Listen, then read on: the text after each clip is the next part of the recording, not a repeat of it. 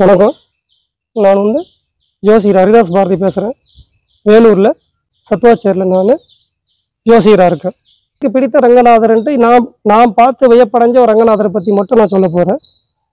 இப்போ இது நீங்கள் பஞ்சரங்க கஷேத்திரம்னு ஒன்று வரும். அது திவ்ய தேசத்தை சேரும். அந்த பஞ்சரங்க கஷேத்திரம் அது வேறு. அதில் நீங்கள் அதோட இது ஒப்பிடுவானா எனக்கு பிடித்த எனக்கு அபிமான கஷேத்திரம்னு ஒன்று இருக்கு இல்லையா. எங்கெல்லாம் ரங்கநாதர் விசேஷமாக இருக்காருன்றதுல இப்போ நான் சொல்கிறேன் பாரு. ஒரு 5 நகர ரங்கநாதரை பற்றி பேசுவோம். ஒன்று ஸ்ரீரங்க ரங்கநாதர். இவர் ரொம்ப விசேஷமானவர். அவரு அதாவது முதல் திவ்ய தேசமாக அது நம்ம எடுத்துக்கிறோம். 108 திவ்ய தேசத்தில் முதல் திவ்ய தேசம். அதில் 12 ஆழ்வார்களும் ரங்கநாதரை பற்றி பாடியிருக்காங்க. இது ஒரு விசேஷம். அது நாம் சொல்லணும், தனியாக ஒரு எபிசோடு ஒன்றும் போடலாம் இதுக்குன்னு. ஸ்ரீரங்க ரங்கநாதரை பற்றி வேணும், அது உள்ள என்னென்ன இருக்குது, எப்படி அது ரங்கநாதர் வந்தாருன்ட்டு. இது ஸ்ரீரங்க ரங்கநாதர் எனக்கு பிடிச்ச ரங்கநாதர்னு ஒன்று. அடுத்து ஆதி திருவரங்கம்னு ஒன்று மணலூர்பேட்டைன்ற இடத்துல வரும். திருக்கோயிலூர் போகிற வழியில் ஆதி திருவரங்கம்ட்டு அது பெரிய ரங்கநாதர். ஸ்ரீரங்க ரங்கநாதரத்துக்கு முற்பட்ட கோவிலாக அது சொல்கிறது வழக்கமும் உண்டு. சந்திரனுக்கு பாப விமோசனத்தை நீக்கின இடம் அது. சந்திரனுக்கு ஒரு பாபம் வருது இல்லையா, ஒரு சாபம். பாபம்னா ஒரு சாபம்னு வச்சுக்கிங்களேன். அந்த சந்திரன் வளர்பிறை தேய்பிறையா இருக்கிறப்போ சந்திரனுக்கு கர்வத்தை நீக்கிட்டு சாபத்தை விமோசனம் பண்ணுற இடம். சந்திர பகவான் அங்கே வழிபட்டதாக ஒரு ஐதீகம். அங்கே பார்த்து கடிகஸ்தன் உட்காந்துப்பார். இப்படி ஒரு கடிகஸ்தன் ஒரு அஸ்தத்தில் அங்கே இருப்பார். அங்கே ஒரு ஆறு பாயுது. அந்த ஆறு தான் பார்த்தீங்கன்னா தென்பெண்ணை ஆறுன்னு பேர். ரங்கநாதர் அங்கேயும் ஆத்தங்கர ஓரம் தான் இருக்காரு. தென்பெண்ணை ஆறு அப்படின்ற ஆத்தங்கர ஓரம் மணலூர்பேட்டையில் ஆதி திருவரங்கம். பெரிய ரங்கநாதர்னு பேர், பெரிய பெருமாள்னு பேர். இது 2வது ரங்கநாதர் நான் பார்த்து வியந்ததுல. 3வது ரங்கநாதர் பார்த்தீங்கன்னா தில்லை ரங்கநாதர்னு ஒருத்தர். சிதம்பரத்தில் கூட ஒரு ரங்கநாதர் இருக்கார். ஆனால் அது கோவிந்தராஜ பெருமாள் சொல்லுவாங்க. சைன கோலத்தில் இருக்கிற பெருமாள் எல்லாம் ரங்கநாதர்னு நாம் சொல்கிற வழக்கம் இருக்குது. அதனால தில்லை ரங்கம்னு எடுத்துக்கிறோம். 1 ஸ்ரீரங்கம், 2வது ஆதி திருவரங்கம், இப்போ நாம் பார்க்கறது தில்லை ரங்கன் அப்படின்னு பேர். அங்கேயே ரங்கநாதர் அங்கேயே சயனிச்சுட்டு இருக்காருன்னா, நடராஜருக்கு காளிக்கு ஒரு போட்டி வருது, நடன போட்டி. இதுக்கு யாரு சிறப்பாக ஆடினாங்க அப்படின்னு தீர்ப்பு கொடுக்கறதுக்காக நம்ம கோவிந்தராஜ பெருமாள் சொல்லக்கூட ரங்கநாதரை நியமனம் பண்ணுறாங்க. நீங்கள் இப்போ பார்த்து சொல்லுங்க யார் சிறப்பாக ஆடுறாங்கன்ட்டு. அப்படின்றப்போ நடன போட்டி நடக்கிறப்போ நம்ம ரங்கநாதர் சயனிச்சுட்டு தில்லை ரங்கன், அவர் பேரே தான் தில்லை ரங்கன்னு பேர், சயனிச்சுட்டு இதை பார்த்துட்டு இருக்காரு. அப்போ சிவபெருமான் சிறப்பாக ஆடினார்னு சொன்னதுக்கப்புறம் அம்பாளுக்கு ஒரு கோபம் வருது. அதுக்கப்புறம் அவன் என்ன பண்ணுறான், தில்லை காளின்ட்டு வடக்கு கோபுரத்தில் எதிர்க்க போனீங்கன்னா, நான் சொல்கிறது தில்லை ரங்கநாதர் சன்னதியில் வடக்கு கோபுரத்துக்கு எதிர்க்க போனீங்கன்னா, எதிர்த்து தெருவில் போனீங்கன்னா அங்கே ஒரு அற்புதமான பேர். அந்த தெரு பேரை பார்த்தீங்கன்னா அற்புதமான பேர், வேங்கையம் ஸ்ட்ரீட் அப்படின்னு இருக்குது. வேங்கையம் ஸ்ட்ரீட். அது இன்னும் நான் சொல்லணும்னா விரிவாக சொல்லணும். இப்போ ஷார்ட்டாக இந்த பேர் வரை ஞாபகம் வச்சுங்க. அந்த தெரு பேர் வேங்கை ஸ்ட்ரீட். இன்னும் அந்த பேர் இருக்குது. வேங்கைனா புலி, ஞாபகம் வச்சுங்க, புலி. அந்த ரங்கநாதர் நடனத்தை இன்னொரு நாள் பார்க்கணும்ன்ட்டு வியாக்கரபாதரும் புலிப்பாணி சித்தரும் ஆசைப்படுறாங்கன்ட்டு திருப்பி ஒரு நடனம் ஆடி காட்டுறாரு. இது நடந்த சம்பவத்துக்கு அப்புறம் நடனம் ஆடி காட்டுறாரு. வியாக்கரபாதர்ன்ட்டு புலிகாலுடைய சித்தர். வியாக்கரம்னா புலி, வேங்கைனால புலி. வியாக்கரபாதர் அங்கே ஆசிரமம் அமைச்சு அந்த தெருவில் தான், எது வடக்கு கோபுரத்து எதிர் தெருவில் ஆசிரமம் அமைச்சு அங்கே ஆத்மநாதன் ஒரு சன்னதி இருக்கு. நம்ம நடராஜர் வரத்துக்கு முன்னாடி அது ஒரு சிவன் கோயில். இன்னும் அங்கே லிங்கம் இருக்குது. ஆத்மநாதர் சன்னதி இருக்கு. அந்த சிவபெருமான வழிபாடு பண்ணி தான் நடனத்தை பார்த்தாங்க. அப்போ அந்த தெரு பேரே பாருங்களா, வேங்கையின் ஸ்ட்ரீட் தான் இருக்கு. இன்னும் கூட வேங்கையின புலிகால் சித்தருடைய ஸ்ட்ரீட் தெரு அப்படின்றதால வேங்கையின் தெருன்னு இப்போ அது மறுவிட்டு இருக்கு.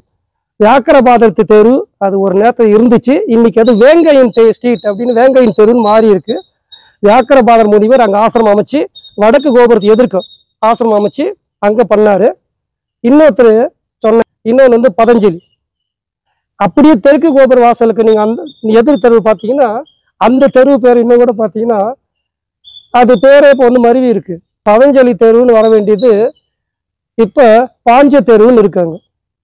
பாஞ்சன் ஸ்ட்ரீட் அப்படின்னு பாஞ்சன் அப்படின்னு ஒரு பேர் மருவி இருக்கு. இன்னும் கூட அந்த பேர் இன்னும் கூட அப்படியே இருக்கு பாருங்க. இவங்க 2 பேரும் அங்கே ஆசிரமம் அமைச்சு இந்த ஆத்மநாதரை வழிபாடு பண்ணி அதுக்கப்புறம் நடராஜருடைய நடனத்தை பார்த்ததா ஒரு வரலாறு இருக்கு. இது நாம தனி எபிசோடுனா போடலாம். அது சுவாரஸ்யமான வரலாறு. மத்தியந்த மகரிஷியுடைய மகன் தான் வியாக்கரபாதர். அது சொன்னா இன்னும் பாருங்க நான் போயிட்டே இருக்கு. அதனால இப்போ நான் ரங்கநாதருக்கு வந்துடுறேன். இங்க ரங்கநாதர் சாட்சி சொல்லி சயனிச்சுட்டு இருக்கிறதுனால அந்த ரங்கநாதருக்கு சாட்சி நடராஜர் தான் சிறப்பாக நடனம் ஆடணும்னு சொல்லிட்டதால அம்பாள் இந்த வேங்கை ஸ்ட்ரீட்ல வடக்கு கோபுரத்தை எதிர்க்க தில்லை காளின்ட்டு இப்போ அங்கே தனி சன்னதி இருக்கு. குங்குமத்தாலேயே ரொம்ப எப்போ சிகப்பாகவே இருப்பான், குங்குமம் அப்படியே கொட்டி வச்சிருப்பான். ஏன்னா அங்கே உக்கிரமா இருக்கா அம்பாள். அப்படி ஒரு வரலாறு நடந்த சம்பவம். அந்த சாட்சி சொன்ன ரங்கநாதர் நான் பார்த்து வியந்தேன். திவ்ய தேசம் அது 108 அதுவும் வரும். தில்லை ரங்கன் பேர். எப்படி இருப்பாரு ஏற்கனவே சொல்லியிருக்கேன். தில்லை வனங்கள் இருந்த பகுதின்னா தில்லைன்னு பேர் வந்துச்சு. அப்புறம் இப்போ சிதம்பரம்னு இருக்கு. தில்லை ரங்கன் முதல்ல பாருங்க, ரங்கநாதர், அப்புறம் ஆதி திருவரங்கம், இப்போ தில்லை ரங்கன். இதுக்கப்புறம் நெல்லையப்பர் கோயில் போவீங்க, அவருக்கு பேர் நெல்லை ரங்கன்னு பேர். ரொம்ப அழகா இருப்பார் அந்த ரங்கநாதர். நெல்லையப்பர் கோயில் போறப்போ ஒரு விவசாயி நெல் உணர்த்திட்டு இருக்கிறப்ப மழை வருது, வெள்ளம் வருது, அதை தடுத்து வேலியா இருந்து காத்ததால நெல்லையப்பர், வேலி இருந்து காத்ததால நெல்லையப்பர்னு பேர். அந்த நெல் காத்ததால அங்க ஒரு ரங்கநாதர் இருக்காரு. அவரும் பார்த்தீங்கன்னா ரொம்ப கிட்ட போய் இப்போ பார்க்கலாம். அந்த ரங்கநாதர் ரொம்ப கிட்ட பார்க்கலாம். ஏன்னா அங்க இருக்கிற பட்டாச்சாரியர் அப்படிதான் உள்ள அனுப்பிச்சு பார்க்க வைப்பார். அங்கதான் நான் ரொம்ப அழகா பார்த்தேன். அதாவது இப்ப நம்ம இன்னும் ஏற்கனவே சொல்லியிருப்போம், பாதாதி கேசம் கேசாதி பாதம்னு. பாதத்திலிருந்து நான் கேசம் வரைக்கும் பெருமாளை பார்த்து அணுவணுவா ரசிச்சேன்னா அங்கதான் தில்லை ரங்கன் பேர். இதுக்கப்புறம் இன்னொரு ரங்கநாதர் இருக்காரு. முருகரை பத்தி பேசிக்கிட்டே வந்து நம்ம திருச்செந்தூர் பத்திலாம். திருச்செந்தூர் சன்னதி உள்ள செந்தூர் ரங்கன் ஒரு ரங்கன் இருக்காரு. இது வரைக்கும் நிறைய பேர் தெரிஞ்சிருக்காது, போய் பாருங்க. திருச்செந்தூர் கோயில் உள்ள போய் கேட்டு பாருங்க. செந்தூர் ரங்கன், செந்தூர் மாதிரியே ஒரு பெயிண்ட் அடிச்சிருப்பாங்க, கலரா செந்தூரமே பூசிட்டு இருப்பாரு, அவர் கலரா இருப்பாரு. செந்தூர் ரங்கன் பேர். அங்க போகிறப்போ சந்தனமலைன்னு ஒரு மலை குகையில் இருக்காரு அவர். அதுவும் மலை கோயில் தான் அது. நாம குன்று இருக்கும் இடமெல்லாம் குமரன் இருக்கும் இடம் சொல்லிவிட்டு இது மட்டும் கடற்கரையில் இருக்குதுன்னு நிறைய பேர் விமர்சனம் பண்ணிட்டு இருக்காங்க. அங்கேயும் மலை இருக்கு. கடல் உள்வாங்கினா தெரியும். கடலுக்குள்ள மலை இருக்கு, சின்ன குன்று தான் அது. கடலுக்குள்ள மலை இருக்கு. அந்த கடல் அலை உள்வாங்குறப்ப கடல் உள்வாங்குற பாறையெல்லாம் வெளியே தெரியும். அதுவும் மலை தான். இது சாட்சி பார்த்தீங்கன்னாக்கா வள்ளி ஒளிஞ்ச குகைன்னு ஒரு மலை குகை இருக்கு. இங்கே கோயில் உள்ளவே பார்த்தீங்கன்னா சந்தன மலைன்னு ஒரு மலை இருக்கு. சின்ன குன்று அது மலை மாதிரி தெரியாது. அதோட சேர்த்து கட்டடத்தை கட்டிட்டாங்க இன்னைக்கு. அந்த குகை உள்ள பார்த்தீங்கன்னா செந்தூர் ரங்கன் இருக்கார். நான் பார்த்து வியப்படைஞ்ச ஒரு 5 ரங்கநாதர். அங்கே போனாக்கா சந்தான பிராப்தி இல்லாதவங்க அந்த சந்தன மலைக்குள்ள போய் அந்த ரங்கரை தரிசனம் பண்ணாலே குழந்தை பாக்கியம் வரதா ஒரு ஐதீகம் இருக்கு.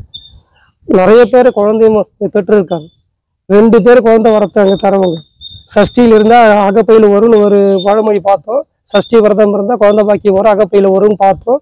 அங்கே இருக்கிற முருகரும் சஷ்டி விரதம் இருந்தால் குழந்தை பாக்கியம் தரவர். இன்னொருத்தர் இந்த செந்தூர் ரங்கன் சந்தன மலைன்னு பேர். சந்தான பிராப்தி கொடுக்கக்கூடிய மலையும் அது. குகை உள்ள இருக்காரு செந்தூர் ரங்கன்.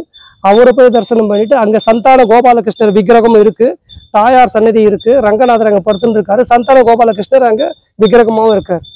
அவரை தரிசனம் பண்ணாலும் குழந்தை பாக்கியம் தரக்கூடிய சுவாமி அவரும் சந்தான பிராப்தி தரவர். பாருங்களேன், ஒரு சன்னதியில 2 பேரும் சந்தான பிராப்தி தரத்து ரெடியா இருக்காங்க. அங்க போனாலே திருச்செந்தூர் போனாலே குழந்தை பாக்கியம் வந்துடும் அப்படின்னு ஒரு கருத்து. அங்க செந்தூர் ரங்கன். இப்ப இந்த 5 ரங்கன் திருப்பி நான் சொல்றேன் பாருங்க. 1 ஸ்ரீரங்கம் திவ்ய தேசம், அது 108 முதல் திவ்ய தேசம், அதனால அதுக்கு ஒரு பெருமை. 2வது ஆதி திருவரங்கம், ஆதியில வந்த திருவரங்கம். ஸ்ரீரங்கத்துக்கு முன்னாடி எல்லா ரங்கநாதர் முன்னாடி சந்திரன் சாபத்தை நீக்கின திருவரங்கம். அது பார்த்தீங்கன்னா அது பக்கத்துல பார்த்தீங்கன்னா உங்களுக்கு நம்ம தென்பெண்ணை ஆறு போயின்னு இருக்கும். 2. 3வது தில்லை ரங்கன். அம்பாளுக்கும் நடராஜருக்கும் போட்டி வருது, நடன போட்டி.